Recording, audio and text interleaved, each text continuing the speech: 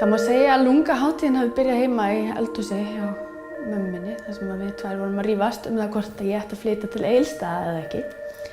Og hún í raun og veru svaraði því neitandi, ég fengi ekki að flytja til Egilsstaða, en að við skildum heldur gera eitthvað til þess að breyta stöðunni. Og úr varð lunga. Já, 2014 fengu styrk frá Erasmus+ til þess að gera skólanámskrá lungaskólans. Og það styrkurinn gríðarlega mikil áhrif og varð í raun og veru til þess að skólinn enn starfandi í dag með þessa líka frábæru námskrá sem hann býður upp á. Þegar lunga var búið að vera starfandi í 6-7 ár þá höfðum við samband við Evrópu Unga Fólksins og hófum með þeim samstarf.